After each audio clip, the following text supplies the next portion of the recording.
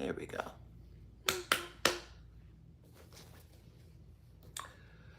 Yes.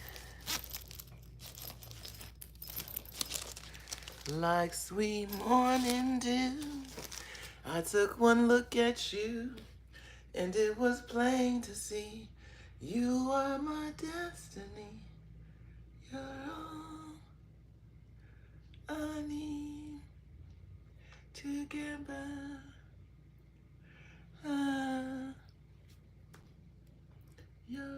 This is gross. This is not the right one.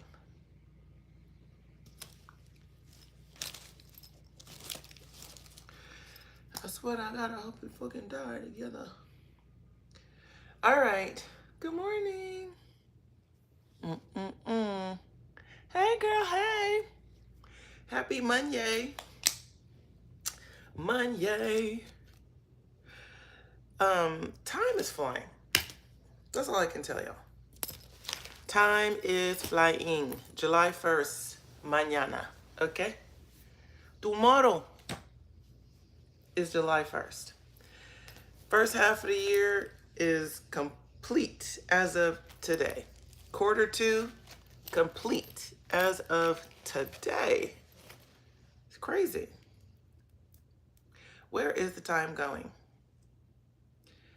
I swear, before we came back here in Costa Rica, time was, we were in just a whole different paradigm. That's all I'll say. I gotta use this as my mirror. In a whole different paradigm being in Costa Rica. It's like the days felt so long. The days felt really long there. And nothing, in our workday has changed. But it was, I don't know. The sun comes up really early. And then it goes down really early. But I don't know. The days seem so much longer. There. Time here. I'm about to do this morning message, and then it's going to be like 5 o'clock. That's how it runs here. Like, I don't feel like I have enough time in the day. But anywho, hello, Kaisen. Welcome to the morning message.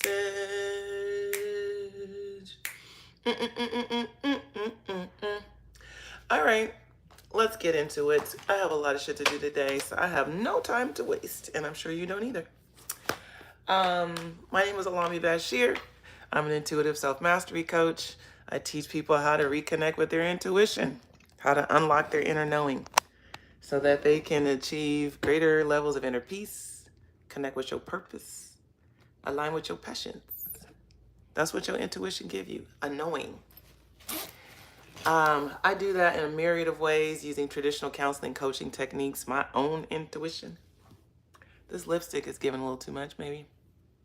I think I need a hat. I think that's it. Hat. Hold on. Kick it out.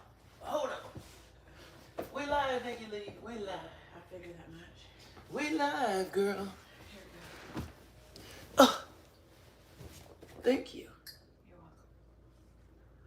So, yeah, I'm a transformational life coach. I help people change their situation for the better. And, yeah, go to begreateveryday.com. All right, listen. I have really been enjoying this start with a topic situation. Y'all see the header of the video today? What's up, the Reaper? Did y'all see the head of the video today? I feel like we're going to a whole church today. Not literal church, but like there's going to be a whole gospel ministry coming through this message. I can feel it already. I've been sitting with how to better organize this experience in the morning. Thank you so much. It's fun for me to just get on and channel and do all the things. Oh, that's what's missing, my earrings. Y'all know my ADD be kicking real hard. It's fun for me to get on and channel in these messages. Yes, that's cool. But I still be feeling like y'all don't walk away with enough. And that's just part of maybe my lot in life is to feel like I know I'm doing enough. and let it be what it is. And I do. But I would be lying if I didn't say the truth of when I walk away from these messages, I'm like, did they really get something that they can take away? Like, it feels good in the moment. It's all inspirational, aspirational in the moment. But do you get offline and then go do something with this information? That's what I really be wanting to know. That whole part. But that's not my business. So I'm a mind my own, stay in my own lane. That's not my business what you get from this. My job is just to show up and give it. But I've been organizing myself a little bit better. And the topic this morning, man, I got too many stories to tell about this topic. And if you didn't get a chance to see it, the headliner is not everything deserves a response. Everything don't deserve a response. We don't get into it thicker and thicker and thicker, but just hear that on the surface. Just because somebody say something, don't mean you gotta say something back. Just because they meet you with an energy, doesn't mean you gotta meet that energy back. It's like, not everything deserves your energy and attention, and therefore your response.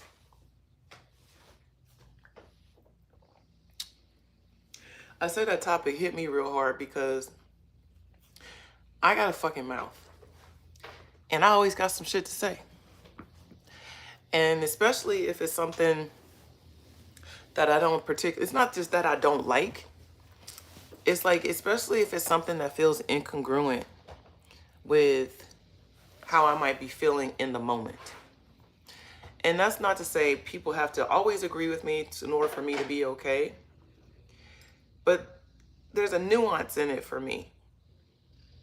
Where I am most, quote, combative in conversations, meaning when I'm most going to speak back and have something to say in response every time, is when I feel misunderstood.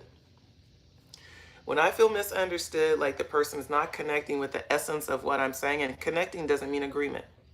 It literally means understanding. Like, you understand the math that I use to get to this equation. That's it.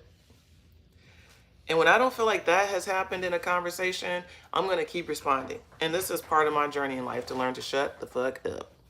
Because everybody doesn't need to understand you. Rule number one. It's not just people don't have to like you. They also don't have to understand you. That part, that second part, I'm still working on.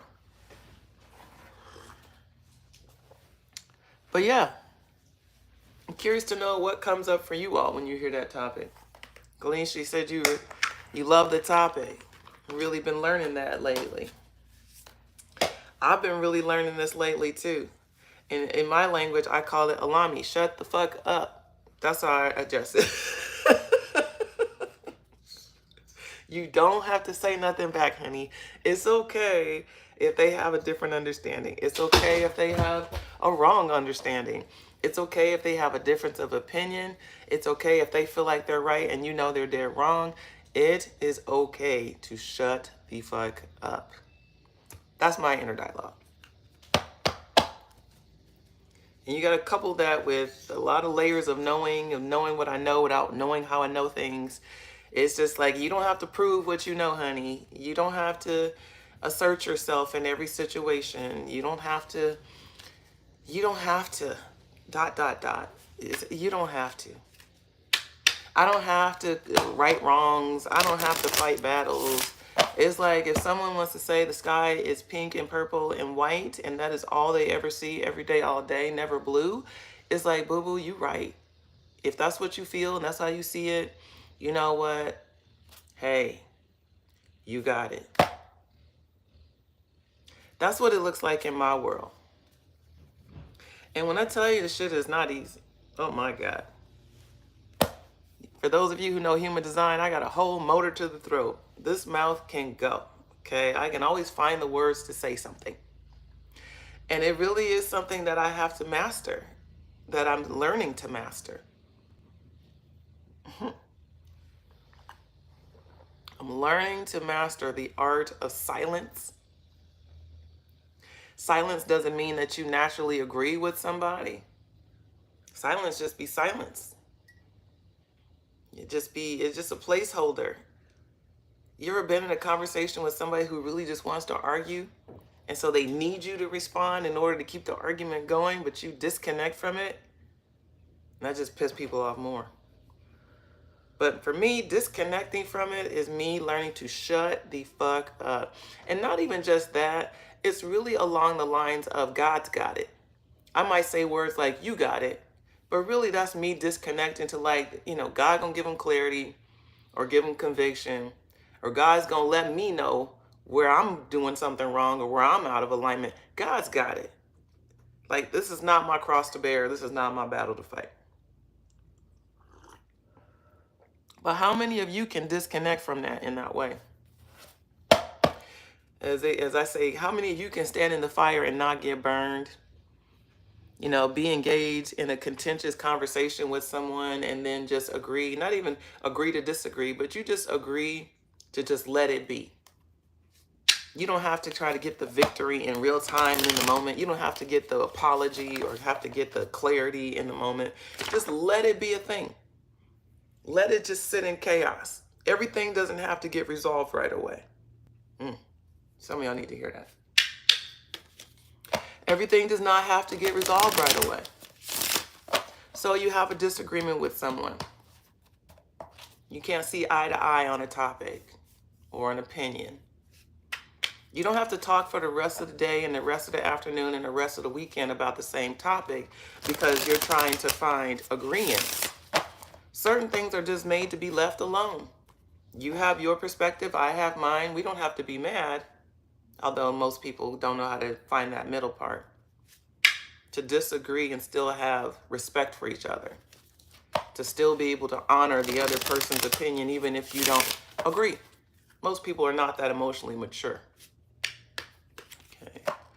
But learning how to just let things be without feeling like you got to fight for a resolve, and the word fight is important in that sentence. If you're having a casual conversation that is mutually mature and you are working toward resolve, that's a healthy and mature conversation. But when you're fighting, and you're fighting to be heard, and you're fighting to be seen, and fighting to be respected, and fighting to be understood, is like, maybe certain things are just better left alone. Let it marinate, as I say. Maybe that's a time for, parties to kind of just go to their separate corners and everybody do their thing. And it doesn't have to be a mad thing. It's just we're in different form self-regulating. And once people have self-regulated, now you can come back to a conversation with a level mind and a level head and a calm heart and listening ears, right? Sometimes you can't get to that kind of mutual respect and just basic communication. Listening, eye contact,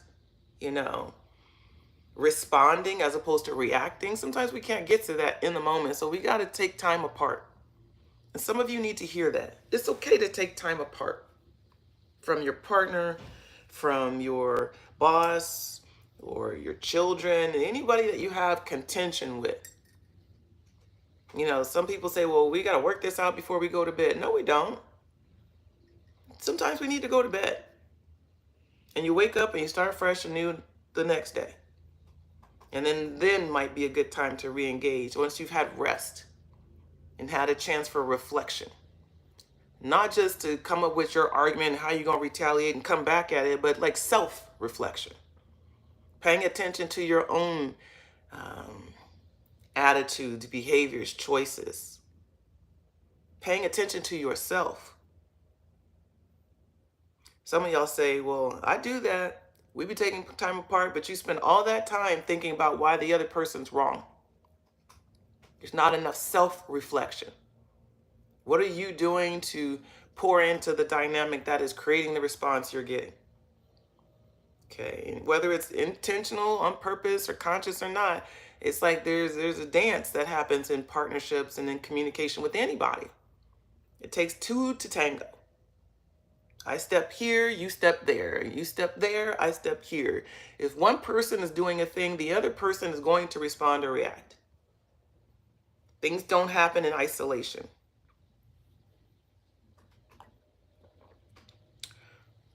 So to that point, relationships can be really complex. And I'm saying relationships as in anybody that you have a connection with outside of yourself. Everybody that you're in partnership or in community with or related to are relationships. Even the coworkers you never talk to and you never really, give the time of day, you're in a relationship with them too. It may be a distant one, but it is a relationship. I'm in a relationship with you all that come and listen to these lives and engage on our platforms. Anybody and everybody we're in connection to is an actual relationship. And typically in relationships, we have communication. It may be far and few in between. It may be every day, all day. But there's communication. And sometimes when we're in relationship and we're engaging in certain types of communication, it becomes unsettling or uncomfortable or contentious.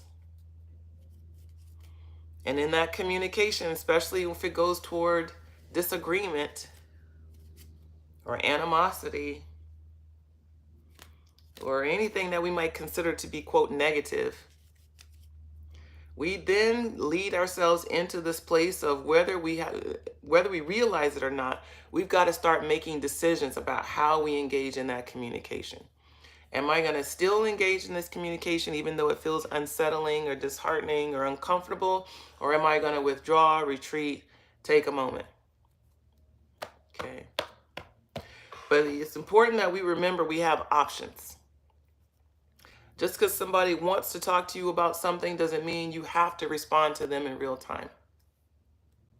And where else do we see this? I know when I'm out in the world and someone's trying to get my attention because they want to flirt with me. And this is not even just like romantically. People who don't have a sexual interest in you will flirt with you too. I'll give you an example. I was at the grocery store the other day.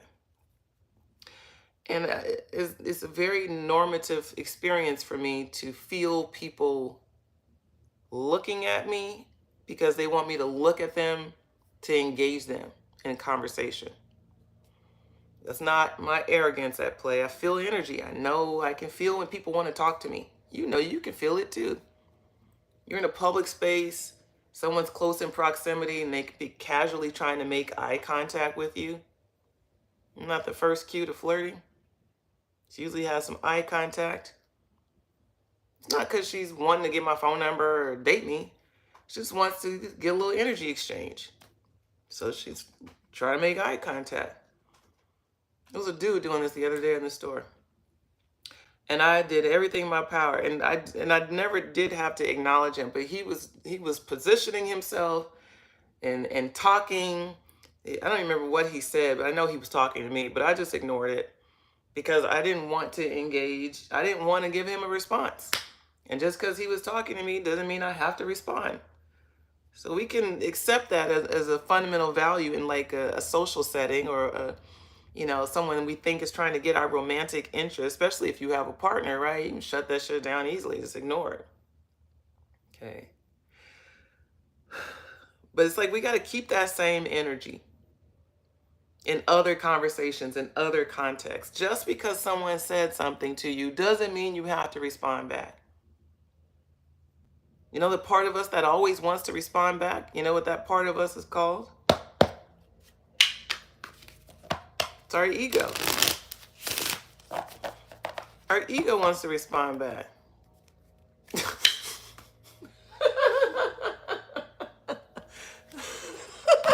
She's stupid.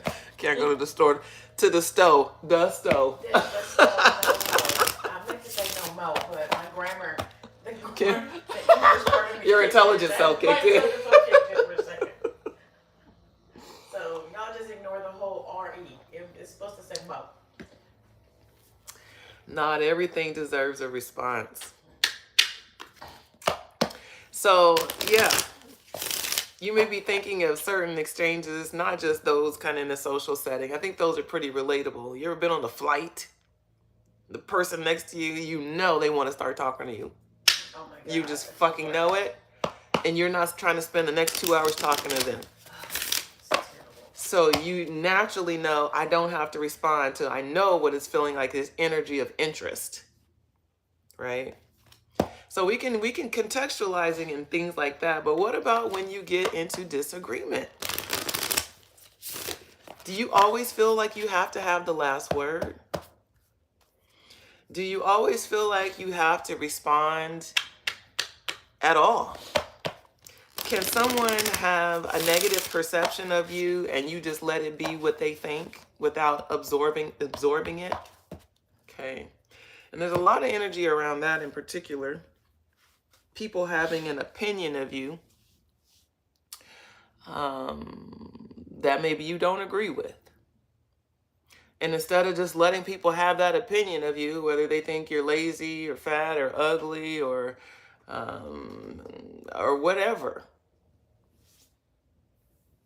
whatever negative opinion anybody should have of you, do you feel like you always have to respond to it? I struggle with this. I'll be the first to tell you, I struggle with it. I really struggle with it. You'll see even on this platform.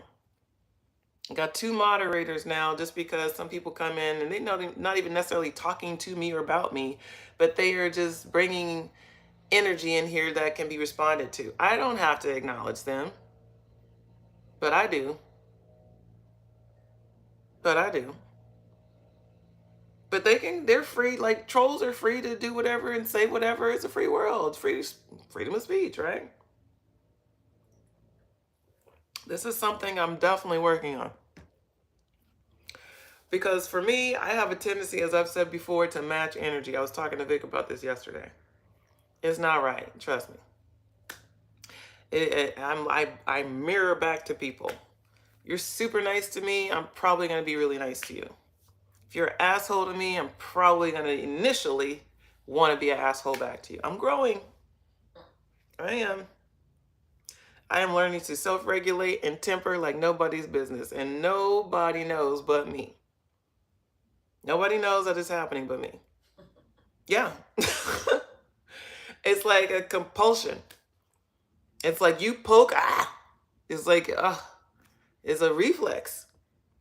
But I'm starting to become more mindful of it. I'm really starting to be not just mindful of it, but proactive in it also. Can I say something real quick? What? Just a comment. You know what gets me is... You gotta talk louder if you want the people to hear you, baby. No, you can't talk to me on my life. You gotta talk to all of us. Okay, so what gets me is when... Can y'all hear her? Yeah, they can hear me. What gets me is when someone's, trying to be the bigger person, or quote unquote trying to be the bigger, they be like, you got it. It's like the sarcasm in it. Yeah. It's like, you don't feel genuine in the let's agree, disagree. It feels very, very loaded.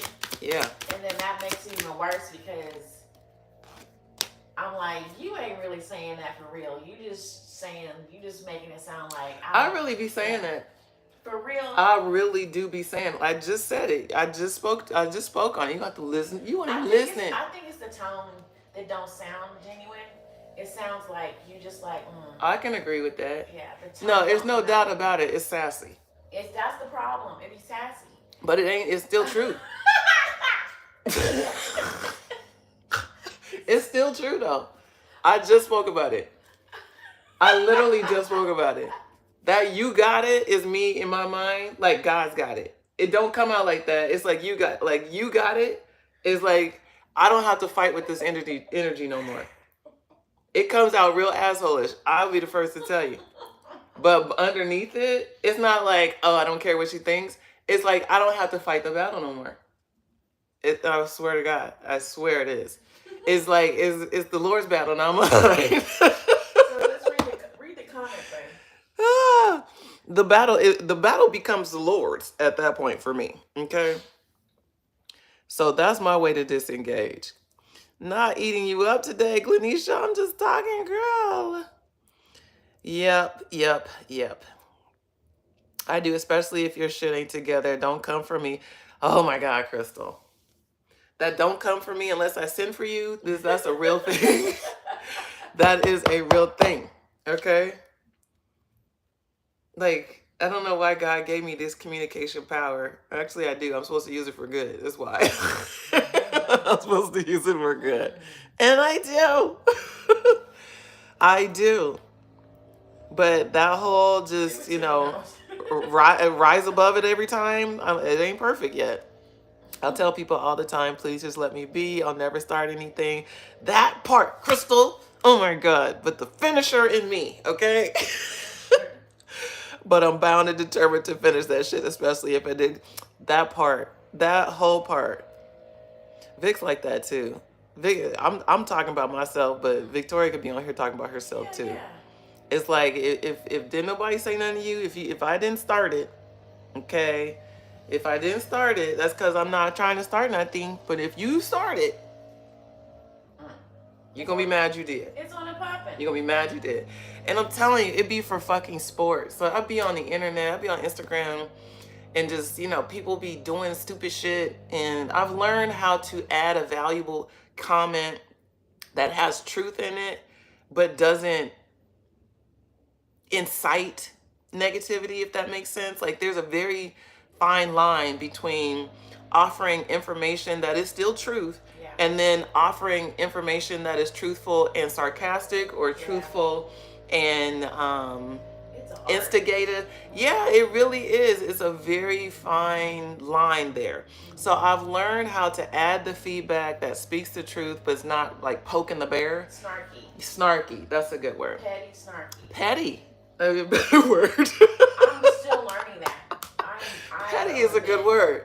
Petty, snarky. I can be petty and hide it behind truth. Yeah, no, it's listen. I'm real good at that. It's fun.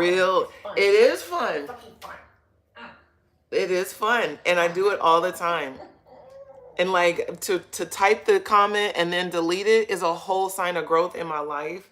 To type the text message and then delete it, to type the email and then delete it. I'm telling you, sometimes I just got to get that shit out.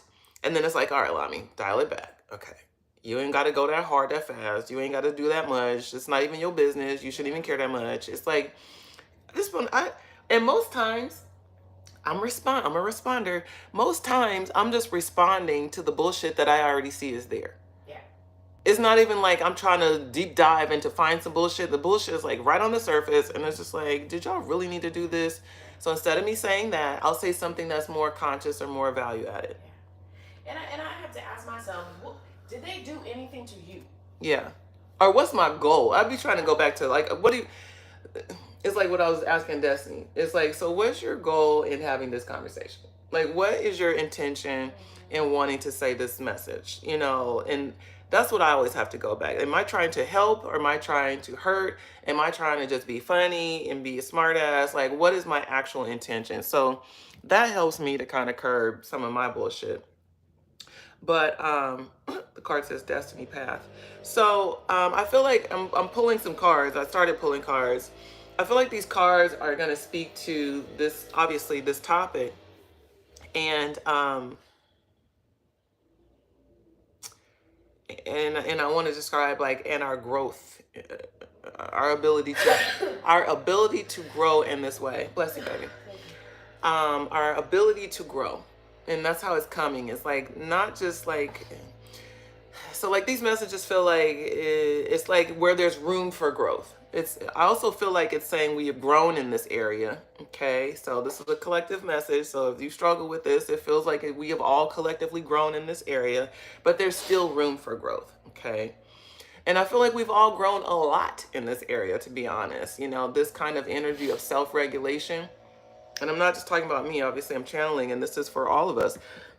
Excuse me. So it feels like I feel like we're getting a collective kudos, everybody's smart mouth is not as trigger happy as it used to be, and that we are being more mature in our responses and in our approaches.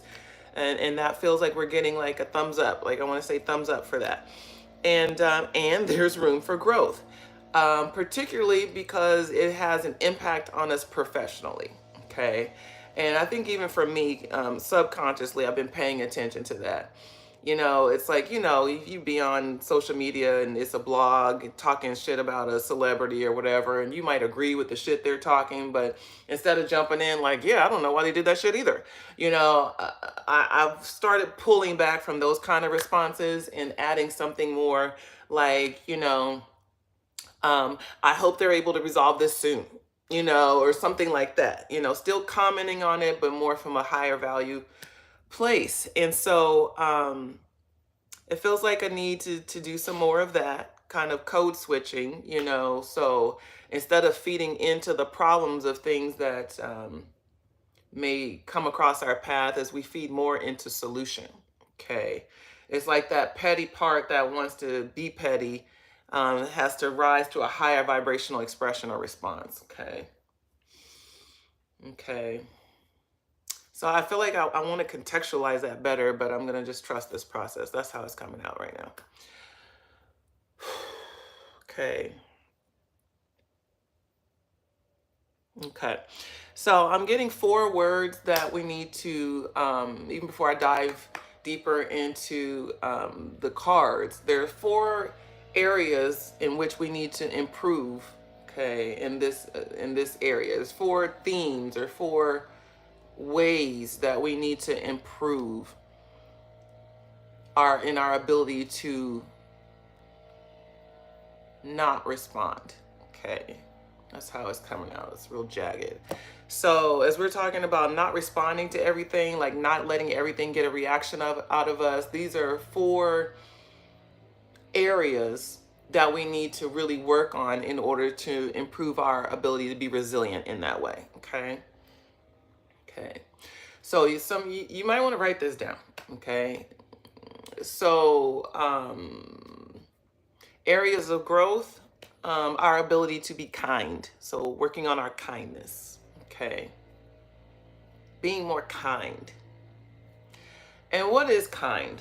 I don't know that I've ever really looked up the definition of kind.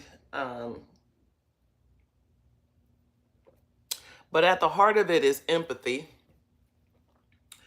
And empathy is like putting yourself in someone else's shoes or having compassion for someone. That's another big word. Kindness is different than nice. Kind is honoring the humanity in people's experience. So in order to keep us from being so trigger happy, and the word trigger happy is here for a reason. It's like when we feel like we have to respond to something, it's because we've been triggered in some way. We have something to prove, or we want them to have a certain impression of us, or it's touched a sore spot in our history or in our emotional self. When we get triggered is when we automatically want to react. I don't want to even say respond, because triggers usually trigger a reaction, not a response. Like most of us don't have enough emotional intelligence when we get triggered by something to slow that down and then respond in kind. So this energy of kindness, I'm trying to feel for this message. Like, how the fuck is being kind gonna help me when I get triggered and want to pop the fuck off? So being kind is, again, to be empathetic, to be compassionate, to hold space for that person's humanity. I'm going to have to listen to this message again, because I'm going to tell you, this one's going over my head. I don't know how to be kind when I'm triggered.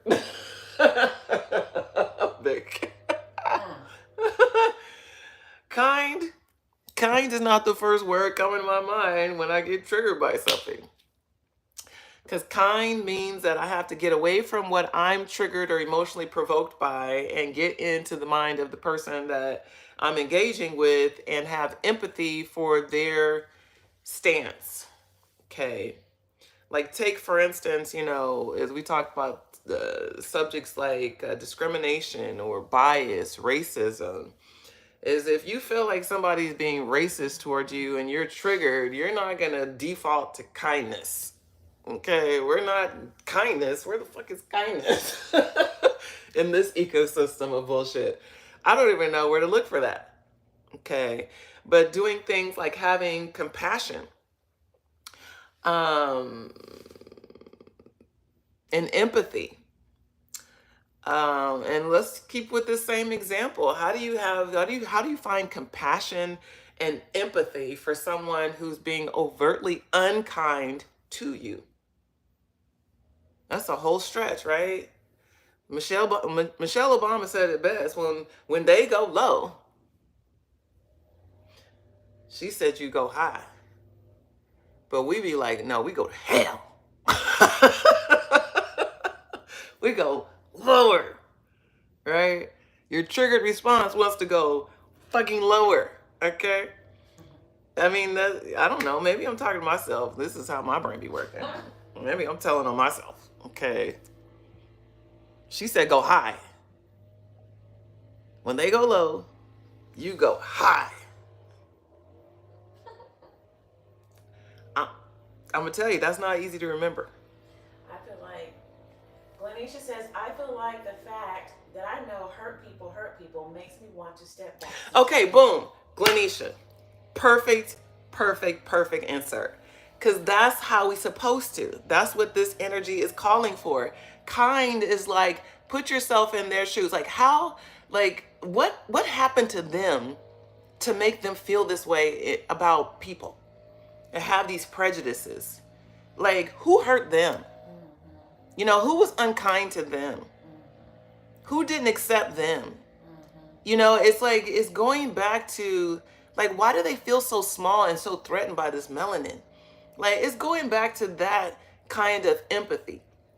You know, it's like people who are crazy, that act crazy, and they trigger you, and you be like, nah, nigga, you got to go to, like, damn, like, if this is how they act out in public, you know, back at home, it must be really hard for them. Like, growing up, they probably experience it.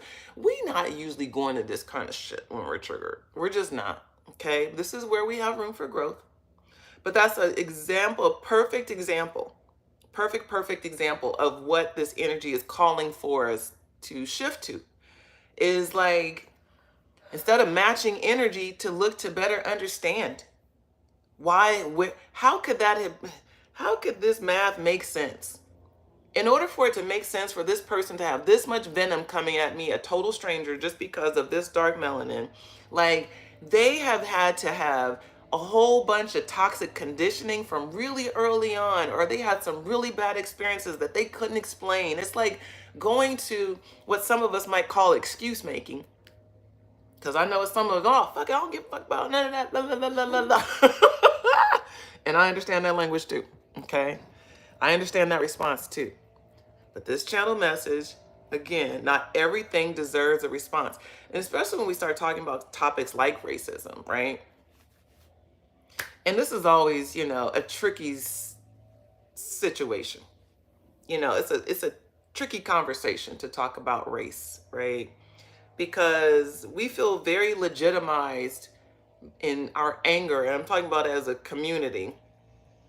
We feel very legitimized in our anger towards certain other people who have, in my opinion, a mental illness around race. Okay, a mental illness around it. So we be feeling, you know, somebody call you a racial slur, you like, la la la la la la. You know, it's all kind of content. You know, people getting knocked out in the grocery store because somebody called them a nigga. Like,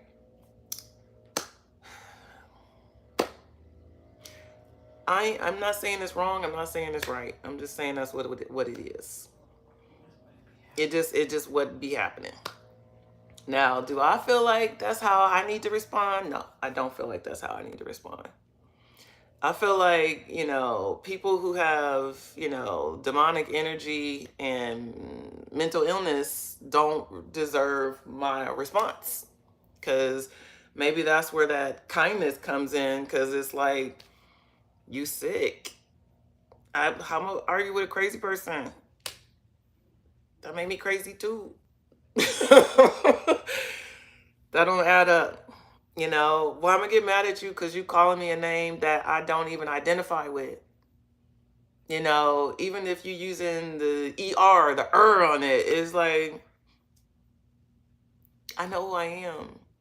So what you saying, even though I know your intention in saying it the way you're saying it is meant to hurt me, I get to choose whether or not I accept that. So, y'all take this however it resonates for you. Again, not everything deserves a response. Certain things, it's okay to just let it be and just let people just express themselves. And it's okay to watch them be angry or to act out of sorts and try to bait you into that energy. To the same end, I saw a piece of content just this morning. It was a black guy whipping this white dude's ass, and the white dude was actually in a car that was still moving. I was like, y'all wildin'. I don't know if it started off a racial thing. I do believe it did. I can feel the energy of it. And is that the right way to handle it? No, I don't think that's the right way to handle it. I don't think you solve anything by whipping somebody's ass because they called you a name. I don't think that. If people get physical, that's a different context. But just off some words, no, I don't see that. Yeah, but again, we're talking about triggers. That be the thing that, That'd be the thing. Yeah. So let's continue. So kindness being the first area of focus in our growth, for those of you who care to work on this in yourself. Okay, and that's a choice too. Some of y'all enjoy going low a whole lot to where high, it's not even sounding like fun. You just feel like go high lets people get away with things. Okay, again, the battle is not yours. Okay, you got it. All right, shit. People can come at me with BS, but I'm coming with facts, period. Yeah, but to see the truth be hurting people. No, that's a real thing. And you talking to a truth teller. Okay, if you know anything about a Gemini, we are truth tellers, and we are not always popular for it. Okay, we are not popular. We are not the cool kids on the block because of that. Okay, even though it's right, it don't matter. It still is not fun. Okay, so yeah, be more kind, kids. Okay, the next area that we need to work on in our ability to not allow ourselves to be triggered to respond to everything. The next area of focus that we need to work on is, they're showing me the word connection. So the first theme was kindness, working on kindness, finding reasons to be kind in the moment. And this next one is talking about connection. And so it's like, if someone you love is talking to you, and maybe you get triggered by whatever is being said, it's not for you to just say, I'm not responding to that and walk away. Okay, that's not really the most mature way to handle the situation. Okay. I gave you an example of a stranger trying to talk to me, and I was not willing to engage the energy, and it went on to deal with itself. We didn't have an exchange. But with people that you're in community with and connection to, that you actually want to maintain or sustain a relationship, there is a need to find a way to offer some response. Okay. So triggers are tricky, right? Because triggers immediately elevate our emotionality. It immediately takes us to a place. Okay. And once we get to that place of higher, or maybe it's lower vibrational energy, I was going to say higher, but it's more emotionality, but lower vibration. Once we're triggered by somebody that we love or somebody we're in community with, that we want to be in community with, that is the deal breaker that decides if you should respond. Okay.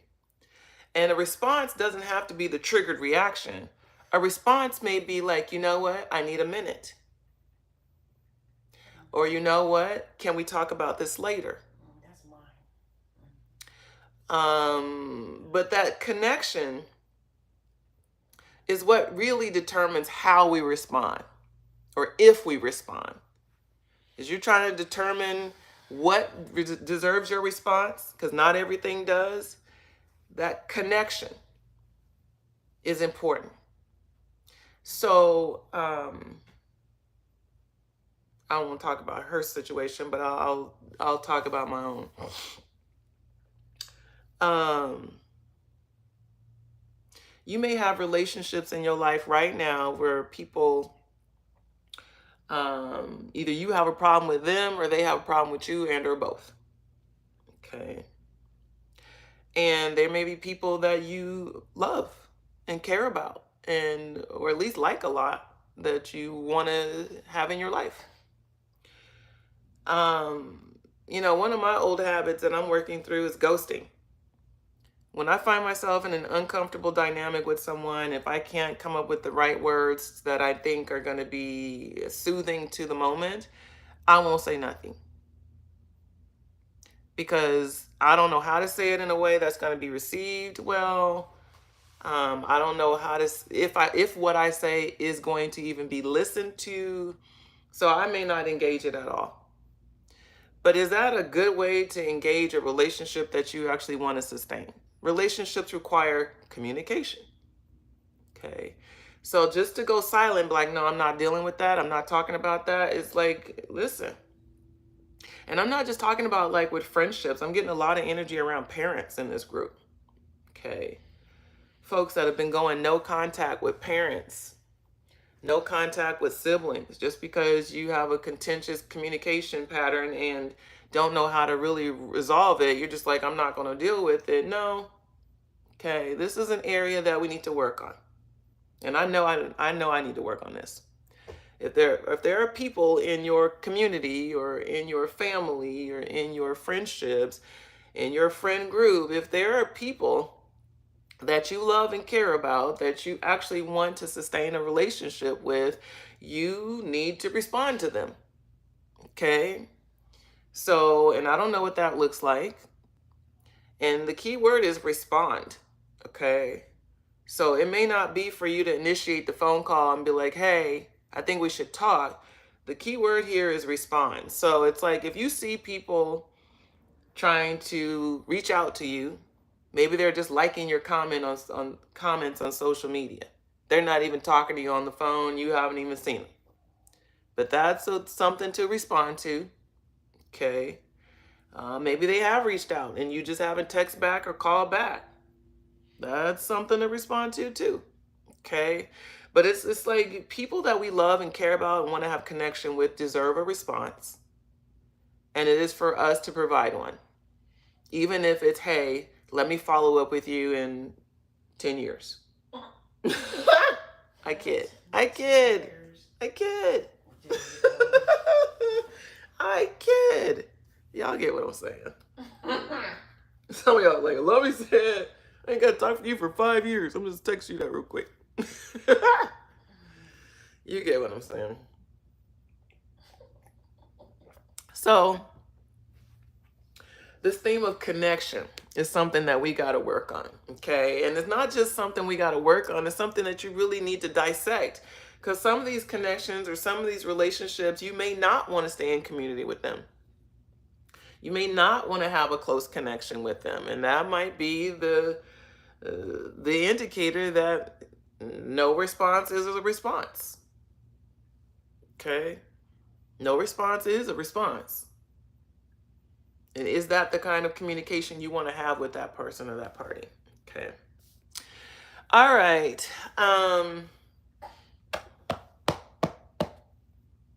This is interesting. So I said 4. It's actually, I'm drawn to this. So it's 1, 2, 3, 4, 5. I said there was 4 areas we need to work on. There's actually 5. So the first one being our kindness. The second one being our connection. And this third one, is gratitude. This theme of gratitude. Gratitude. Not everything deserves a response, okay? Not everything deserves our rebuttal.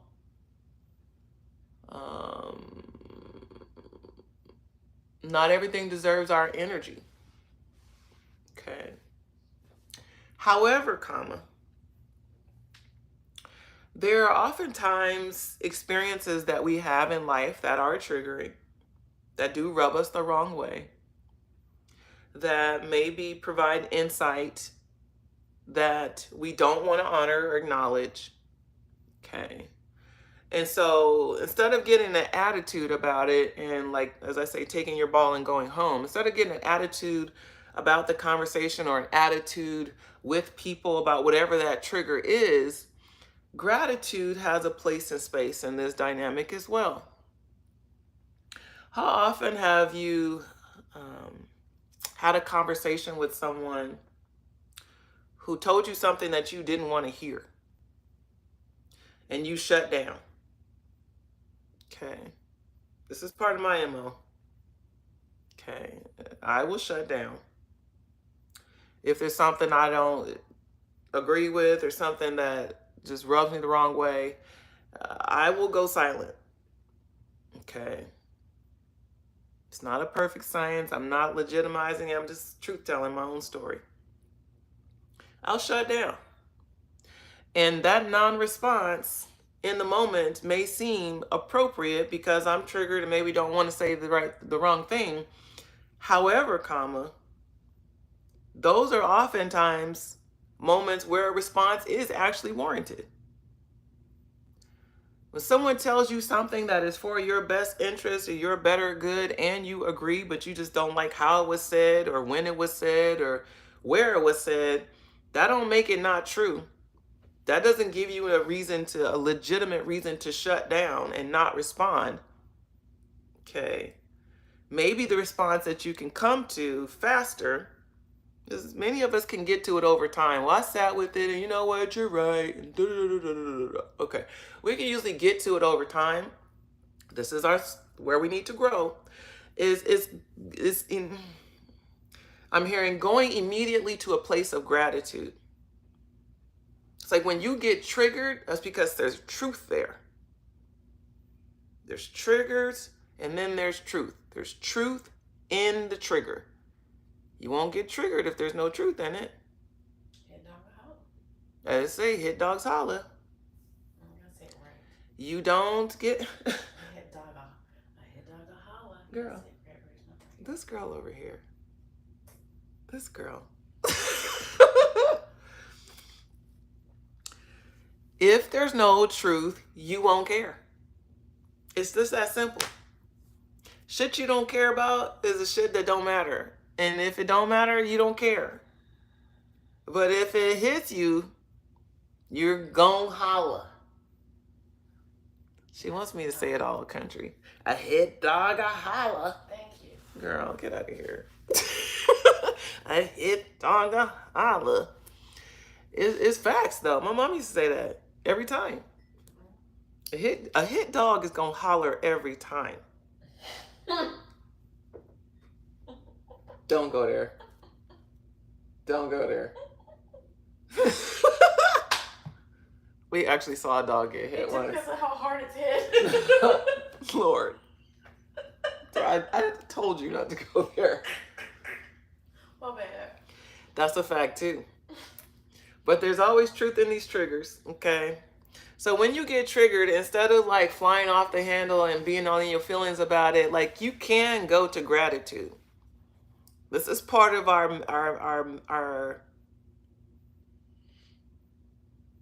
they want me to say this is part of our ministry. Okay. This is part of our ministry is learning how to recognize. I just have to say it. I'm like trying to hear it. Is learning how to recognize truth. Okay.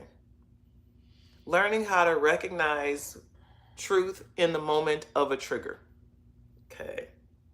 We think, oh, I get triggered. I need like 10 hours to decompress from this trigger. No, you don't. You just need self-awareness.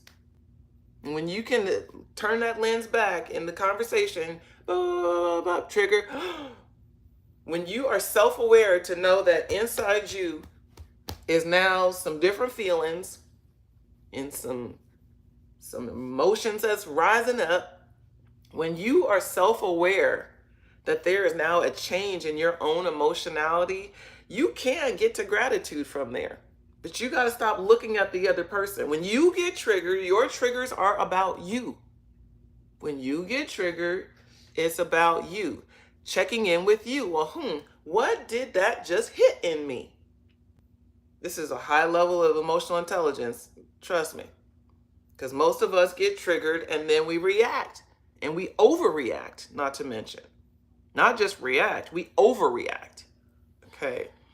So when you get triggered, when you can now start to add this equation of when I get triggered, I need to go inward, not look outward.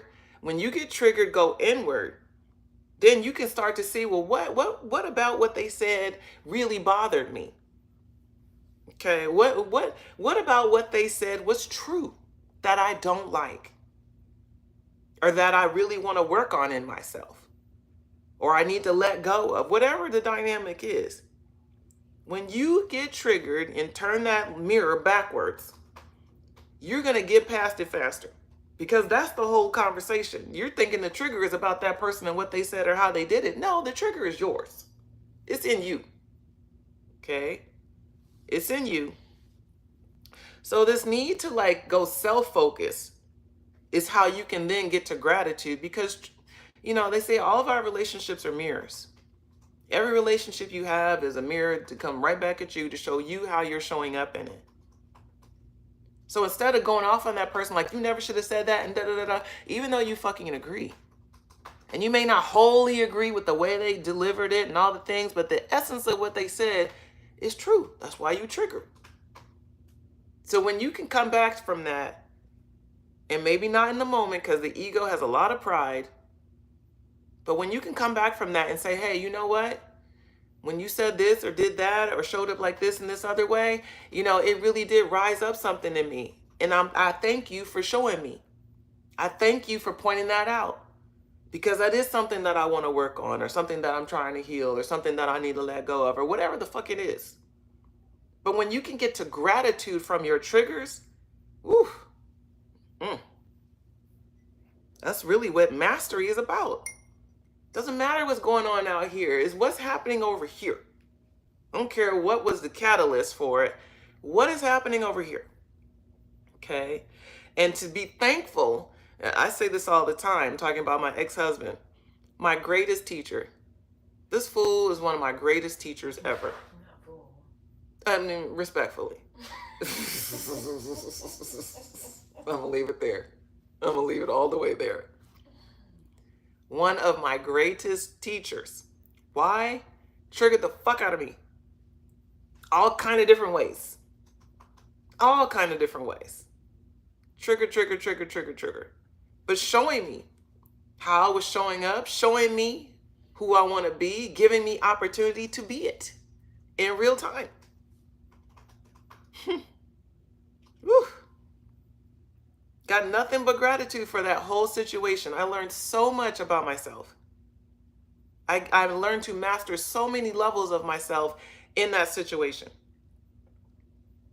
I didn't ask for those lessons. I didn't think I was signing up for all of those lessons.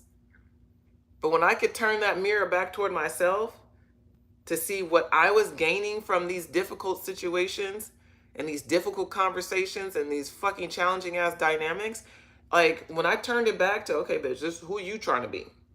What you trying to do for real? It's one thing we have a big vision of who we want to be in the world, and then life starts happening to give us opportunity to be it. And we think that opportunity is supposed to come with rainbows and starfish and, cotton candy. But really, the real test that show us who we are and allow us to really get firm in our sense of identity is the contrast. All the fuck shit we don't like. All the adversity we never asked for. The challenges and obstacles that we feel could have been preventable but were brought right to our doorstep. That's how you really start to know who you are. And I am grateful. I'm so grateful.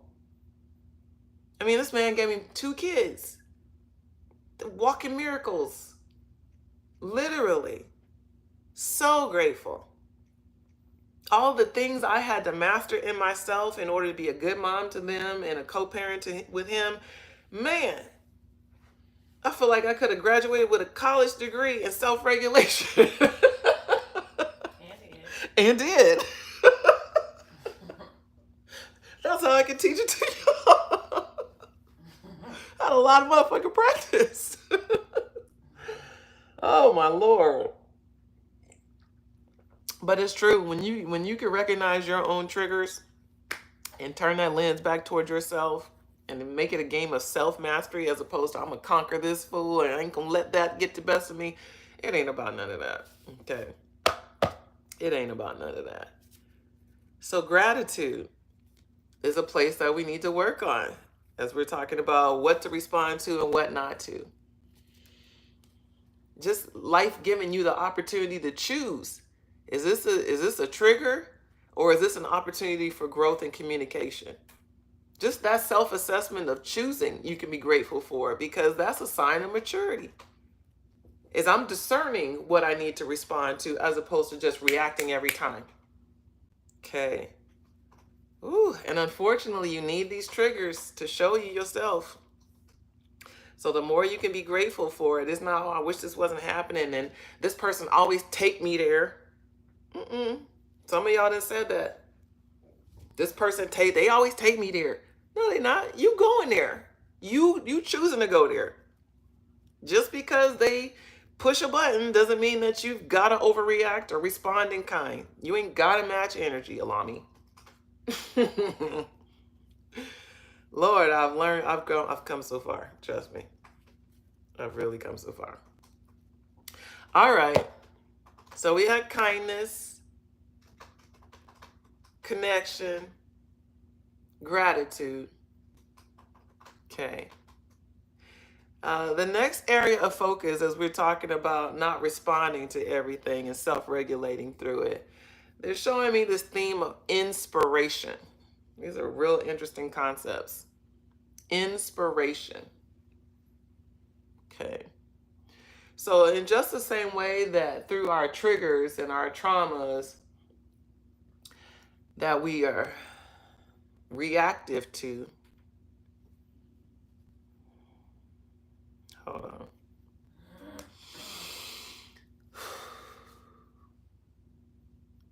It's like in just the same way that when we're triggered by something, it's an opportunity for us to see what it is mirroring back to us, what this dynamic or conversation or this person, what it is mirroring back to us that we can be grateful for, because it actually is helping us grow in an area that we need to or want to.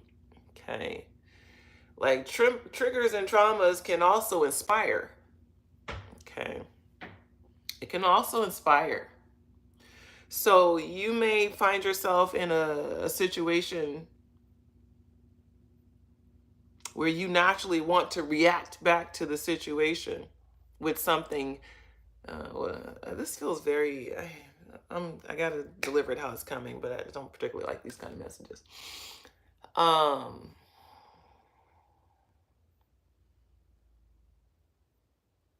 It's like just the way, I don't know.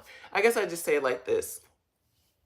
Sometimes we are triggered by things that are meant to birth something bigger in us. Okay. It's not just about being the bigger person. It's like sometimes hardships, difficult connections, challenging relationships birth in us not just some reinforcement of who we want to be just in general as a nice person or, a non-reactive person. It can birth something bigger in us. I'll give you this example, literally. I mean, I wasn't kidding when I said I became a master at self-regulation from my ex-relationship. Okay. That's actually very true. It's very true. That relationship not just taught me about relationships, but it taught me about myself.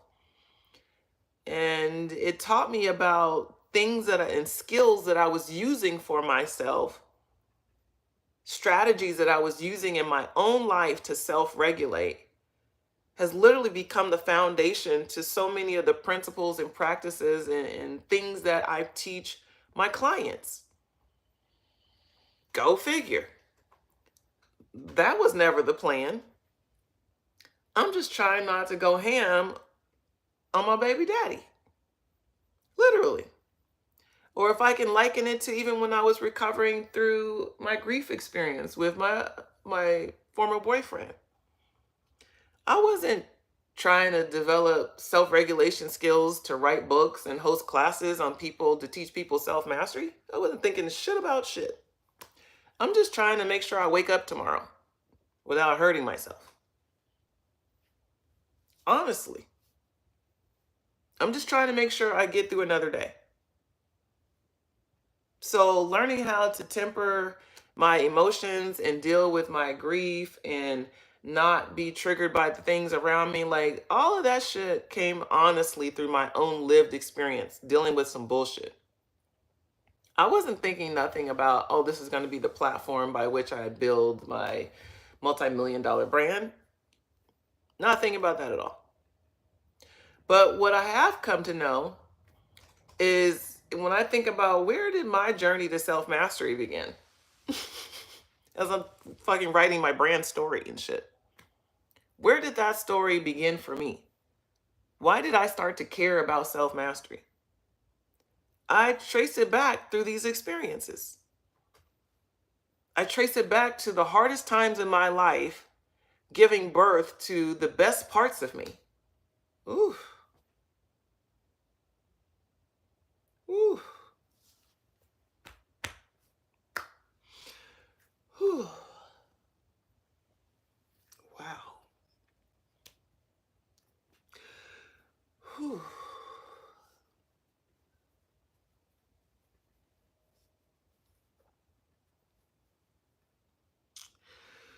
Wow. Whew. So why did that affect you? That statement affect you so much?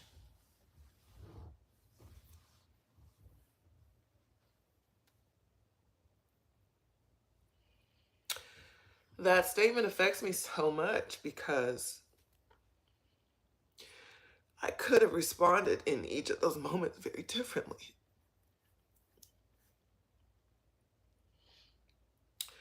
I could have responded to my ex-husband's behavior and our contentious relationship. I could have responded to that very differently. I could have responded to that very, very, very differently. In ways that it would have compromised my children's relationship with him.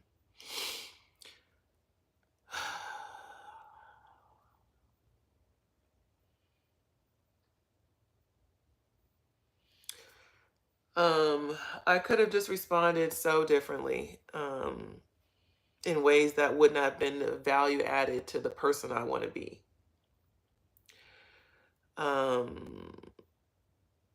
Dealing with my grief and loss experience. I mean, I wasn't actively suicidal, but I definitely was questioning what's it all for.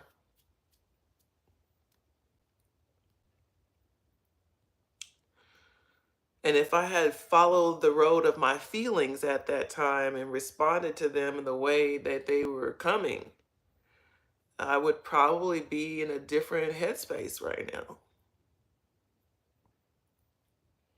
So it's like not everything that you think needs to be acted on.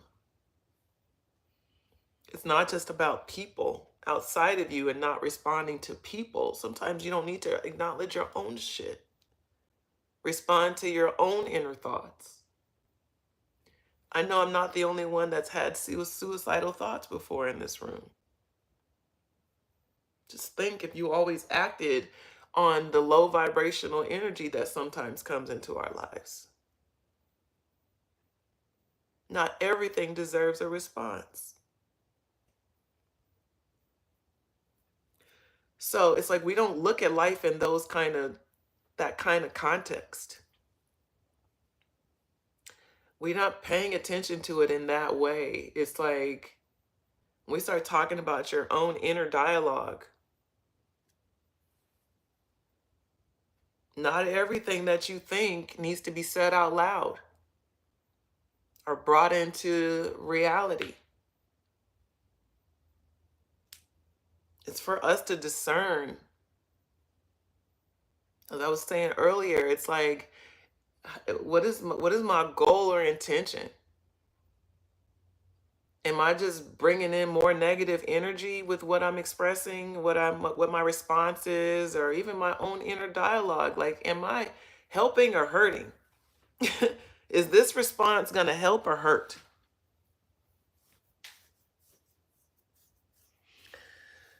Whew, man, that one got me.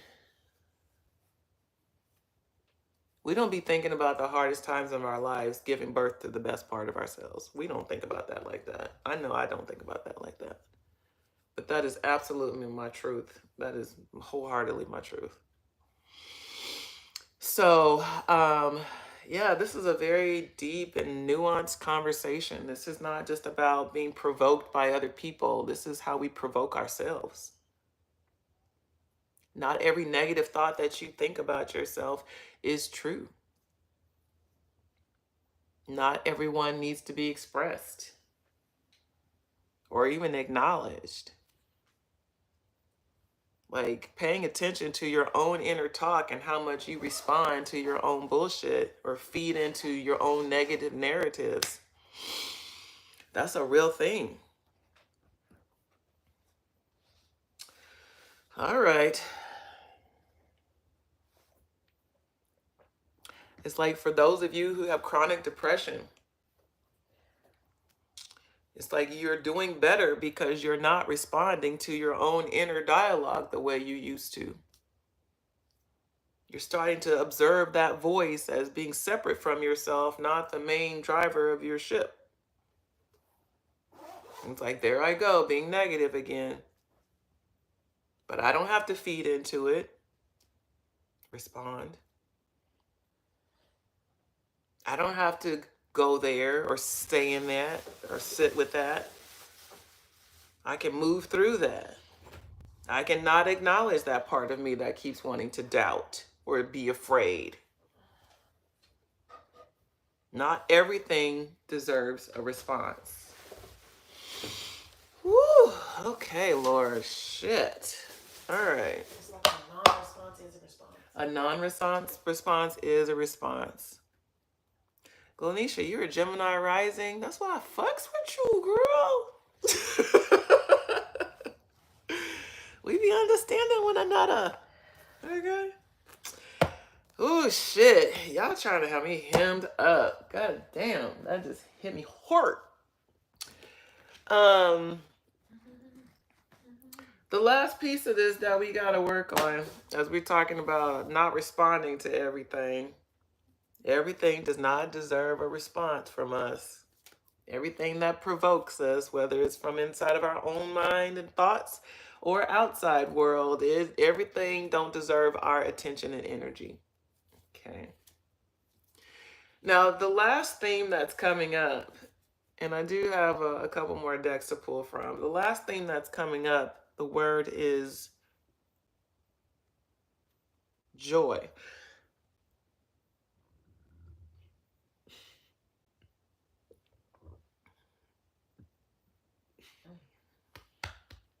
Burpsy burps. Good coffee. The word joy is here as a theme, as an area that needs improvement. Okay. And this is kind of like counterbalancing the rest of the conversation as we're talking about what doesn't deserve a response. This is about what does deserve a response. Okay. Some of you have a real hard time letting joy in. Like joy. Not happiness, but joy. Happiness is circumstantial. Something happened that makes me happy. Joy is just like a feel good for no fucking reason. It's not necessarily because the sky is blue and the sun is shining. It's just, I feel good. And you're like looking around for why I feel good. Isn't that interesting? We'd be looking around for what? I feel good. Like, why do I feel good? Like it needs a reason. Like, this is like something that escapes many of you because you don't always have a reason. And so therefore you think it's fleeting because you can't assign it to a cause and effect. This happened, so now I feel joy. No, it's like this is optimal functioning in this 3D life is if you don't have a reason. This is optimal. Versus some of you are like looking over your shoulder and trying to watch your back like, what's gonna come and fuck up this joy because I can't figure out where it's coming from, so it must not be a real thing, so because I can't attribute it to something specific, so you won't even like allow it to be like fully a thing. It's like asking someone how they're doing and say, I'm doing okay. And they're affirming, like, yeah, I'm doing okay. And instead of saying I'm doing great, they're saying I'm doing okay, but I don't really know why I'm doing okay, but I'm doing okay. You don't even recognize that that is the precipice to joy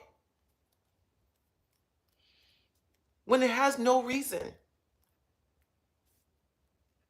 If you didn't already know, that's the goal. It's not let me stack up 11 reasons why I can be happy and then I'm going to be happy. No, joy is for the no reason happy. I don't have anything to assign this to, but I feel high vibrational. I feel vitality in my body.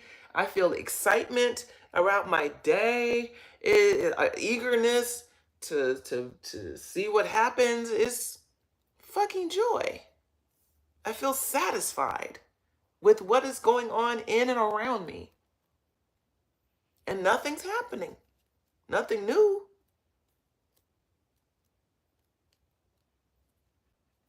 It breaks my heart a little bit to know that I have to explain joy on this platform. That's a little unnerving for me. And it's not a judgment. It breaks my heart because it's like, wow. Some of us are really so far disconnected from a feel-good vibration in this realm that it's almost unrecognizable when you experience it. So this is something to respond to. Everything that brings you joy is something to respond to. It deserves a response from you. Even little things like celebrating how far you come in life. And I'm not talking about material, physical accolades. I'm talking about your emotional and mental health. You can extract joy from that. Without anything else changing right now, just look back on who you used to be. And when you can see that change over time, even if it's not perfectly where you want to be, look at how far you've come. That is something to respond to. We need to normalize like birthdays not just being a celebration of like chronological age, but a celebration of mental and emotional, spiritual development and growth. What if we did that on our birthdays? That's a thought. What if we did that on our birthdays? And you look back that calendar year instead of trying to earmark, did I buy this? Did I get to go there? Did I experience this? That has its place. Okay. But when we're really talking about, when we're really talking about birth and celebration of life and the celebration of our growth over time, that's something to celebrate. That is something to respond to. That is something to get excited about, to honor in ourselves. We need to do more responding to that. Okay. More responding to things that feel good, things that honor you, things that map your growth, show your change and transformation over time. That deserves a response. That deserves acknowledgement, even if nobody else does. I started talking to y'all. I've been working on myself for a lifetime with great intention. And again, there's so many parts of us that no one ever will ever see in us. But we know it's there. We know the thoughts we used to think. We know the places we used to get stuck in our own experience. The things we used to fear. We know. We know when we go into a place or space, if we felt comfortable, if we felt awkward, or we felt like we didn't belong. We know the difference. We were talking about this yesterday. Vic was talking about someone saying that they felt awkward, and she's like, I didn't see that person as awkward. I'm like, that's an internal experience. We may think we see awkwardness, and we do. We can see awkwardness, but very often we can't see awkwardness. I bet if I polled everybody in here about how anxious you've been in certain situations, and like you may have felt like you were at a level 10 anxiety, but the outside world around you would never know it. It's like shit like that. That deserves a response from us when we can grow in those areas. Not because we've been so perfect at masking, but because we've de-escalated that awkwardness, that uncomfortable feeling inside our own self. Nobody else knows that because they still see the same thing. We know the difference. Okay.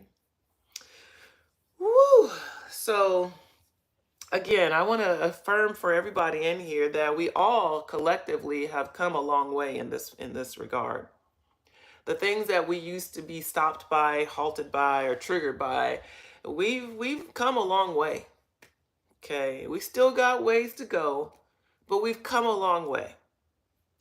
Okay, not everything deserves a response, but it is for us to identify and qualify the things that do.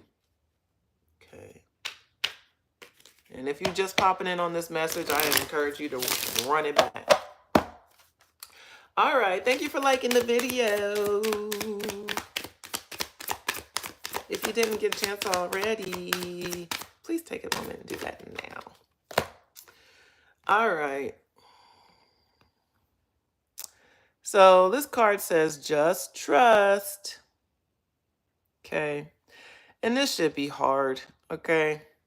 Because the reason why we want to respond to everything or want to react to everything is because we think if we just let it go unnoticed or unspoken or unaddressed, that it's going to be unnoticed, unspoken, and unaddressed. That we think the battle is still ours. But again, when I say, nope, you got it, that is my way of saying, I don't have to address it, I don't have to speak it, and it won't go unnoticed. That's my way of saying that. That trust is not, I trust that this person's going to fall on their face and I'm going to be right. It's not that. Is I trust that whatever they need to get, God is going to give it to them. Whatever insight, clarity, or not. It might be mine. The insight, clarity for me. But I trust the process is unfolding perfectly. I know this is hard for some of y'all because you're like, if you think if I don't say it and I don't do it, then it's going to go undone. And then that person's just going to be out here thinking what they think and they're going to be wrong and they're going to be thinking I'm da da da da da da. Woo! So hard. I'm still working through this. It's not a perfect science for me either. I'm really glad that I'm not. Some folks are really right fighters. Like, will fight tooth and nail until it's done, until they've slayed the dragon in the conversation and they felt like they got the victory. I don't need that. There were times in my life I needed that. I don't need that no more. My peace is way more important to me than being right. My peace is way more important to me. It's so important to me, man. I am willing to let someone be, quote, inaccurate in their thinking of their perspective about me. I am more willing to let people have a false narrative play out in their mind than me lose all of my marbles trying to argue it down. It's not a perfect science. This is what I'm working toward mastery. But I promise you, learning how to trust that God's got it at the end of the day is a whole thing. It takes you off the hook for being the one that feels like you got to be the teacher of that knowledge to that person or the giver in that experience. You don't. You don't. And in fact, you got to get used to letting it go. Let people have a false opinion about you. It's okay. There's a bigger unfolding. Let people be misguided in their own self-direction about what they want to do for them. Listen, you could be as right as you. And shout out to all my projectors in the room, okay? Because projectors, y'all be knowing things that you know and know and know and know, and you be knowing. But people don't want to hear you. They don't want to listen. They don't want to take your advice. You know all the things. They do not want to hear it. So you got to just, hey, they going to get it when they supposed to. I don't have to be the one to say it. It's all right. It's not going to go undone, unnoticed, unfinished. It's just not for me to deliver it or to say it. Woo. As long as you know who you are, that's all that matters. That whole part. And I'm not here to tell y'all that this shit is easy, because pride and ego is alive and well. And pride and ego will have you involved in conversations and dynamics and situations that really your soul self is like, we ain't got to do all this. This shit is not even necessary. Matter of fact, it's upsetting me. It's upsetting me and my homegirl.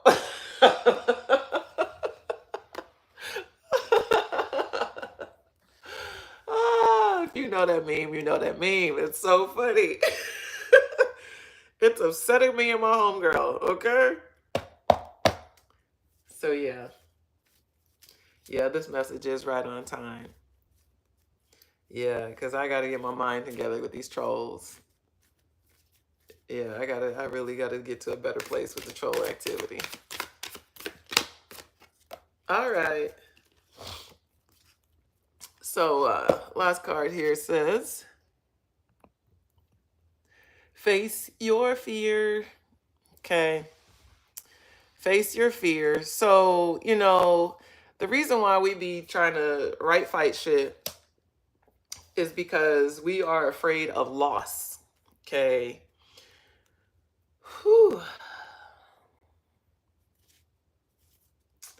We are afraid of loss. We are unwilling to disengage from certain experiences or certain conversations because we think it's going to leave us at a deficit. Okay. And that's really the fear. Okay. Is that we're going to lose in terms of your perception of me, or I'm going to lose respect.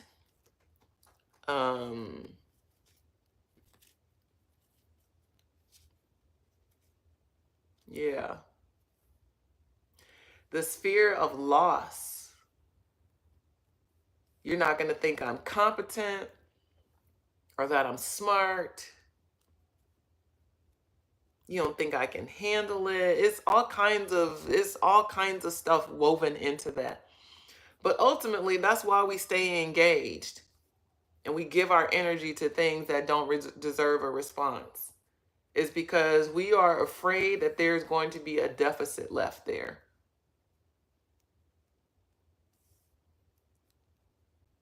Where is the deficit in people that are intent to misunderstand you? What are you losing when you don't respond to people who are intent on misunderstanding you?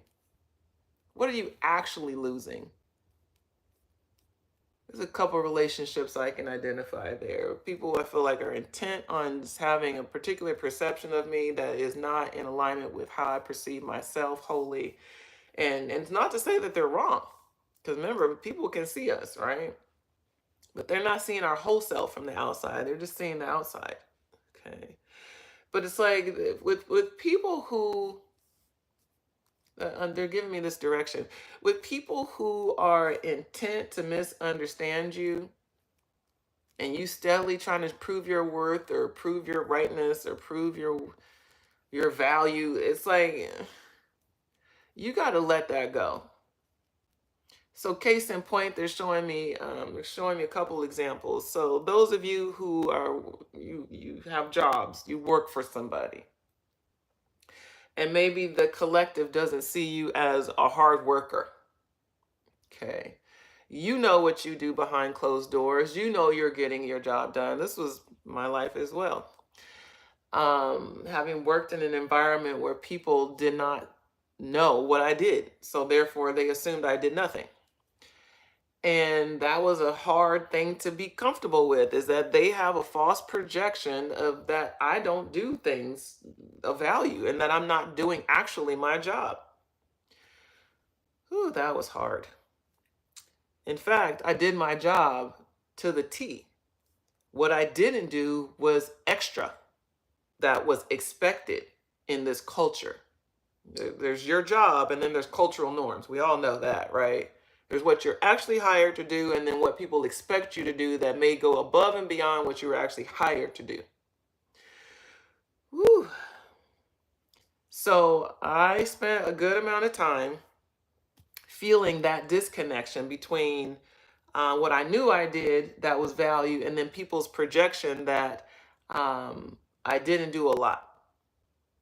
So I had a daily battle of, do I go to over-explaining, oversharing? Do I go to setting up meetings so everybody can come in to understand all the things? Do I overfunction in this way so that people are clear about what I do? Or do I just not engage in their false narrative and keep doing my job and keep serving people and keep transforming lives and do what I do?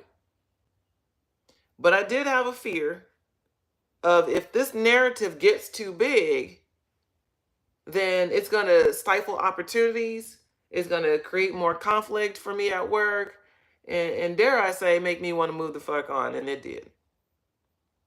But as an example, not everything deserves a response, but some things do. And you got to feel your way to that truth. For me, it was not responding. And it was a fear of people continuing to spread lies and rumors of all the things. That was a fear, and it was a legitimate fear. But it also was a necessary fear. Because instead of me going into hyperdrive to overprove my worth and overprove what I was doing, that fear really brought up in me clarity that it was time for me to move on. It wasn't like, oh, I need to prove myself to these people.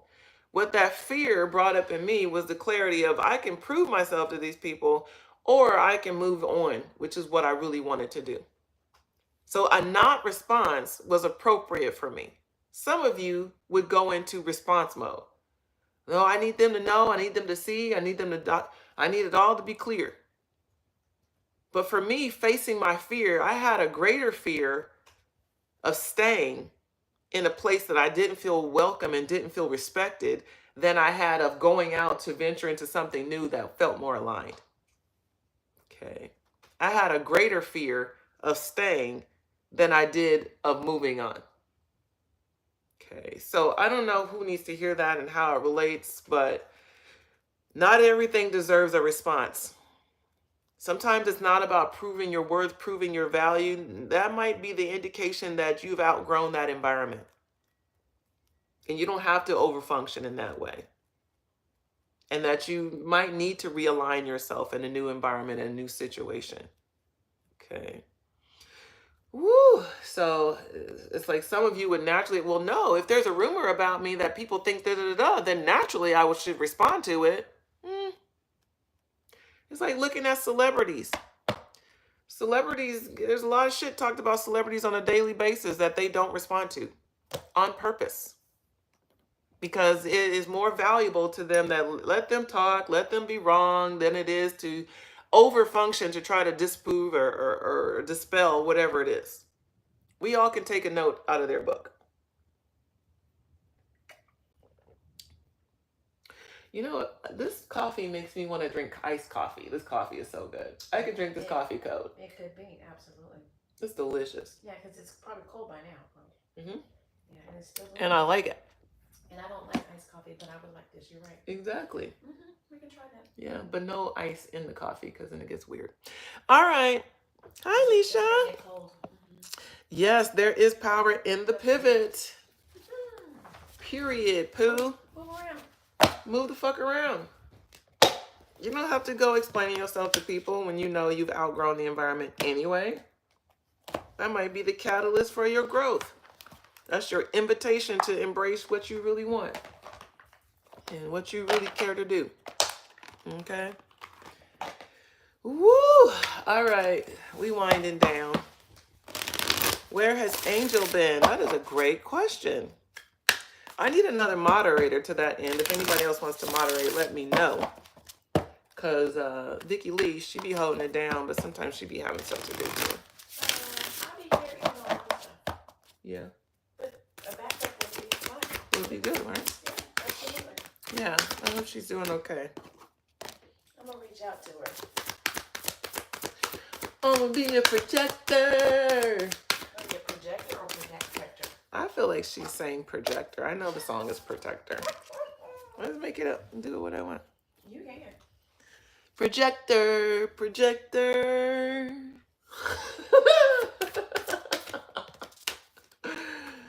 I love how I just break the rules. I just break the rules. Okay. So I feel like I need to read these in tandem. I've got protection, law of attraction, and stay in integrity. Yeah. So I just pulled these 3 cards out. Stay in integrity, protect myself. Boop, boop, boop. That's how it came out. Protection, law of attraction, stay in integrity. So, you know, even just the example that I just gave about kind of knowing when to move around from a workplace environment when, you know, you feel a need to defend yourself is what's coming through. A need to defend yourself. I don't know how to speak this, but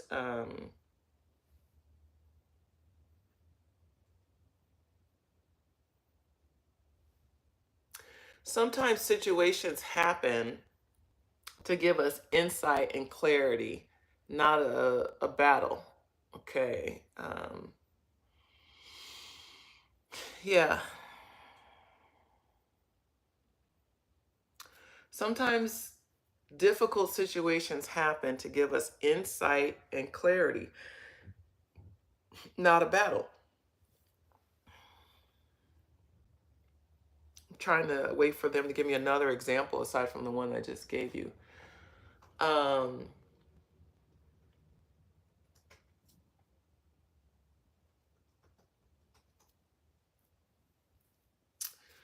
don't know how to articulate.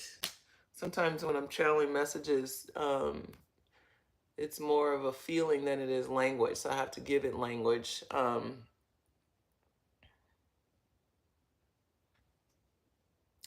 Like sometimes triggers happen just to give us insight and information. It's not for us to actually solve the problem of the trigger. Okay. It's like we get awareness of self through our triggered experiences. And that awareness is oftentimes why it happened. Okay. I don't know. I can't get to a scenario, but they're just showing me like difficult relationships, difficult conversations, difficult circumstances serve to bring clarity.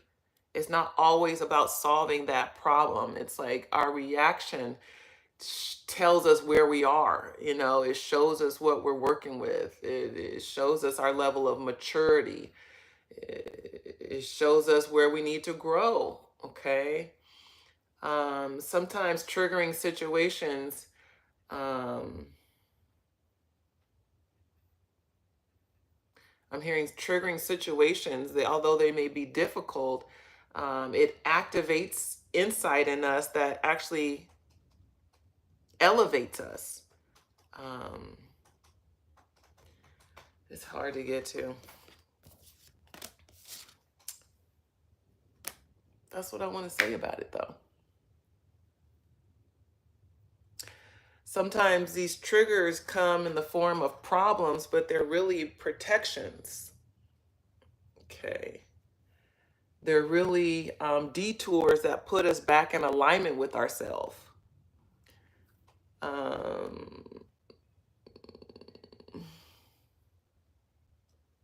They're actually value-added experiences when we get triggered.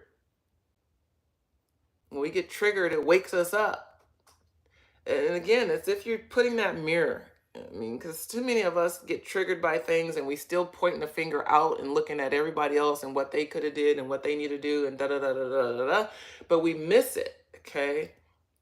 If we're not paying attention to ourselves. Your triggers are your challenges. They're your problems to deal with.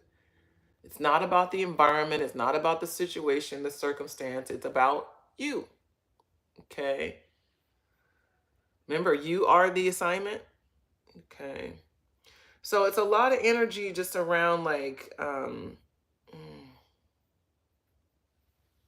want to say like being honest, keeping it real with yourself, okay? It's like if you're complaining about the scenario at work and how they got a whole false narrative about who you are and how you are, you're complaining about all of that. And instead of keeping it real with yourself, which is you don't like them people anyway, you don't even want to be in that environment no more anyway, but you real concerned about proving your worth and dispelling this rumor over here, as opposed to taking this as insight and clarity that is also protection because it's redirection.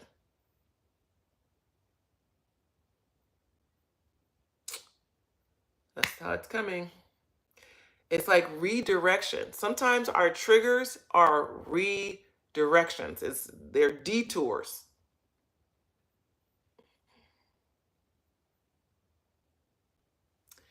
I don't know. I just have to let it be. That's how it's coming. Okay. They're detours. So you don't have to fight. You don't have to clarify anything. You don't have to clean nothing up. It's for you to fucking move around. Okay.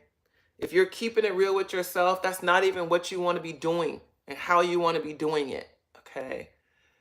So it doesn't, you don't have to go back and sue them, and you don't have to go back and file a grievance. And I'm not, hey, everybody do what they got to do. But this is how the message is coming. It's not even about none of that. Yeah, they mistreated you, and yeah, they were legally wrong, but it's not even about none of that. Okay, it was protection for you to get up out of there to do something different. It's redirection that gets you back in alignment with yourself. Okay. You like, it's their fault that I don't have that job still and da da da da da. Well, you didn't even fucking want that job or that relationship anymore. Okay. You mad because they cheated and they mistreated you and da da da da da da, and you still holding them hostage to all of that. But really what they did was free you up out of a toxic situation that you didn't even deserve to be in anyway. It's protection. It's redirection toward alignment. Okay. Woo, a lot of energy there. Okay. Crystal said, woo, yeah, exactly. Yeah, it's a lot of energy there. It's like all of this bullshit literally puts you on the right trajectory. So you don't have to fight with these people over here. If anything, again, there's that gratitude coming in. It's like, thank you for showing me that this was not for me no more. Okay. It's like, thank you for helping me get back in alignment with looking at what actually brings me joy, what actually fills my cup. Okay. It's like, strangely enough, triggers serve to realign us with what we really want. If you leverage it in that way. If you make the trigger still about them and that and outside of yourself, you miss it. But if you take that trigger and turn that mirror back towards yourself, now you're going to be able to see all kind of things that it's really bringing up for you. Not in you, but for you. Okay. A lot of energy there. A lot of energy there. And it's like when we are willing to allow life to redirect us without feeling like we got to fight against a current that we don't even want to flow in, when we allow life to redirect us, now we're putting ourselves to be more of a magnet to what we really want, literally. And that's how, isn't that how the law of attraction actually works? It's like when we allow ourselves to be open to receive what it is we really want, now we can get it. Shit. We can get it. We can experience it. We can have it. We can enjoy it. But you too busy over here responding to all the shit that don't matter and that don't feel good and that you don't really want anyway. Using up all your good energy that you could be using to be able to attract and bring in and manifest more of what feels aligned, more of what brings you joy, more of what inspires you, more of what you feel genuinely connected to, all the things. So when we say not everything deserves a response, goddamn it, we mean it over here. Okay. Najee says, alchemize it. Yes, alchemize it. That's right. Like when you get triggered by something, that shit is valuable information. Valuable. That has nothing to do with any other person, place, or thing that is associated to it. Mm-hmm. But it requires a pause. But it requires a pause. That's funny you should say that, because you're absolutely right. And particularly the word pause. Because as I was going through this tap-in method, which is around making an intuitive decision about things. And that's going to be a conversation for another day that backs up to this. But since you use the word pause, you're absolutely right. The first step to being intuitive is to pause. The first step to being able to identify from a gut and sensing, not from your ego mind, but to be able to discern from your highest vibrational place, is this something I should respond to or not? The first thing you've got to do is pause. Take a moment to reflect. And I know we say the word reflect, we go only to the mind, but reflection is a whole body experience.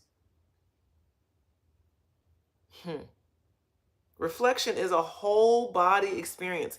You all usually stop at your mind. What am I thinking? As opposed to accounting for what are you thinking? What are you feeling and experiencing? What are you sensing that you can't make sense of? It's a whole body experience. Self-reflection, introspection, a whole body experience. And that is the key to being able to discern, is this something I should be responding to or not? And I'll qualify that even more. That some of you are made so uniquely, so divinely, that to be able to truly self-reflect means that you've got to get to know more of where your blocks and barriers to your own reflection lie. Some of you can't even see yourself. You're too caught up in your feelings, so you don't even know what you really think about a thing. You're too caught up in your thoughts, so you're not even sure what you're really sensing to know, what your gut says. So when we start talking about like discerning to know what really does deserve your response, now we're talking more about intuitive decision making, for which that first step is to pause. Tune in. Tune in. Am I triggered and I'm reacting emotionally? Am I triggered and I'm able to still bypass those feelings to get to my gut knowing of what really feels like is right in this moment?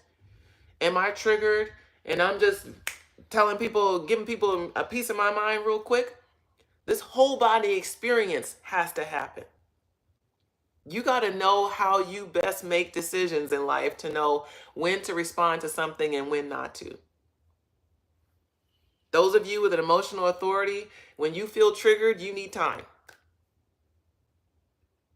Those of you with a more sacral authority, when you get triggered, you got to go to your gut, bypassing those feelings, but go to your gut. You still might need a little time. But when you take that time, it's not a lot of time. It's like, okay, I'm in my feelings right now. Okay, but what is my gut actually saying to do? Should I engage this conversation right now or put it on pause? Your gut will tell you. Sometimes gut be like, yeah, go ahead and speak your truth. Go ahead and let a fool know what you really thinking and what you feeling. Or it might say, no, this is not the time. You need to self-regulate. Take a moment. But you really got to understand how you best function and where might be some of your blocks and barriers. Okay. Woo, it's a lot of energy around learning your human design for that. Okay. That pause is key. That pause be saving lives. We know how it plays out when people get triggered and lose control. That's a worst case scenario. And it doesn't even have to become physical. I've heard plenty of times of people getting triggered at work saying too many of the wrong things and they got dismissed. Because they didn't realize that that was a place that they didn't need to respond, or at least not in that moment. So discernment is real key. It absolutely starts with a pause. As I say, tune in, assess, and then proceed. That's the tap-in method. Tune in means pause. Take inventory of what you're thinking, feeling, sensing, whole body experience that you're assessing, and then you're going to proceed. TAP, tune in, assess, and then proceed so that you can give a response as opposed to a reaction. So again, that moment of self-reflection is key. Because again, some of us have misguided our energy, like, no, I'm going to get this full of peace of my mind. Well, is that really what's necessary? Is that your feeling saying that, or is that your gut saying, yes, go ahead and give that person the truth of how you feel? And gut is never going to say cuss somebody out. I know your gut. No, my gut used to be, no. That doesn't speak. It says yes or no. So I say, should I cuss them out? And it might be like, if you won't. So I say, should I cuss them out? And gut says yes or no. And gut says, no, your gut doesn't. No, your gut doesn't. But your ego mind probably do. Ego mind be like, fuck yeah. Shit. Because you should have did this 5 years ago anyway. You know they got it coming. Holy cannoli. I love it. All right, last card of the day. This is why time be flying. You see, it's fucking 11 o'clock here. This is why I tell you that my day be disappearing. 2 hours later. My day be disappearing. Fucking 2-hour morning messages. All right, last card, y'all. I got some tarot. I've been having fun with my tarot cards again. It's been, when I say fun, it's like an old friend getting to know again. All right. All right. Last card of the day, Page of Wands. Okay. So, wands are all about that fire energy. Okay. Wands are all about how we wield our emotions, in fact. And with what degree of energy or enthusiasm. The page in the tarot represents a more immature energy. So I feel like Not that we're being immature, but it is for us to kind of slow down our emotional reactions to things, to pay close attention to the messaging that we want to give, as the wands can speak to messaging also. So this page of wands is giving me like a need to be introspective in very fundamental ways. Okay. It's like that question of asking, is this worth it? Okay. Is this going to help me grow or help this situation get any better? It's an energy of knowing when to strike. Okay. It's paying attention to oneself and knowing, and they're giving me this language of knowing when to strike. Okay. So as we're talking about, not everybody deserves a response. That is true, but it is for you to go back to the basics to discern that, not just say, ain't nobody worth my time. Okay. I know I got that real bad sometime. Yeah, it's really discerning to decide. Going back to some real fundamental basics, okay? And we know the difference between when we are reacting and when we are responding, generally speaking. Okay, you know if you're giving a educational or educated response that is not rooted in sharp emotionality. You know if you're being snarky and petty and low vibrational, or if you're being honest and intentional. Okay, you know the difference. So that's the takeaway. Is to really discern, to decide when is it appropriate for you to react. Excuse me, when is it appropriate for you to respond, not overreact. Okay. It's a lot of energy around managing this overreaction to life. Everything does not deserve your attention, your time, and your energy. And I mean that in terms of people, places, and things. It is for you to discern, to decide. Okay. All right. There's one more. Okay. Oh, look at that. Not the high priestess. Come on. And as I'm talking about discerning to decide, the high priestess is all about intuition. Okay, you see that contrast of the black and the white pillars? It's like discerning to decide and coming from a high vibrational place with it. Using your intuition to discern, is this something that I should account for, respond to, or is this something I should let be? Using your intuition to decide. Cannot make this up. Okay. A lot of energy around intuitive decision making. All right, kids. We did it. And there's 7 people on the live and 5 likes. Where y'all at?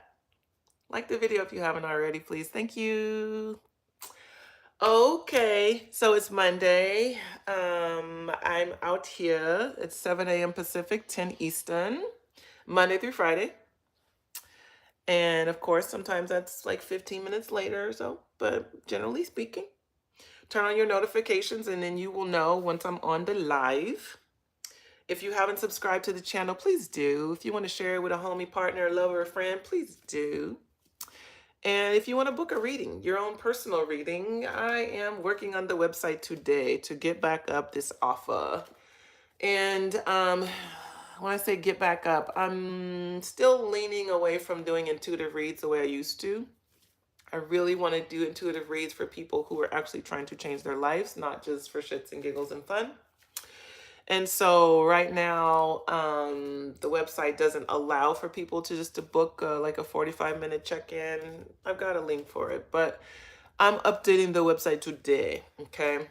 But for those of you who want to book human design readings, want to get to know yourself through the lens of human design, I highly recommend, again, going to begreateveryday.com. begreateveryday.com. And yeah, that's all I got.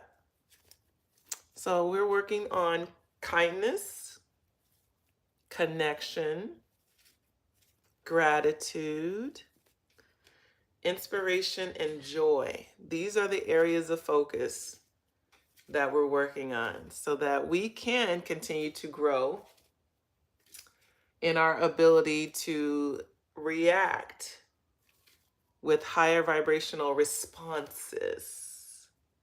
Okay. Because as Mishi, I call her Mishi, Michelle say, Mishi. Me and Mishi need to talk because this whole go high, that's a stretch from low. Did a whole message on it, but hold on. It's a stretch, but we can do it. We can. That's what her husband just said. We can do it. Yeah, si se puede. Yes, we can. Yeah, si se puede. Yes, we can. All right, on that note, I'm out, y'all. Go to begreateveryday.com. Have a great day. No matter what. No matter what.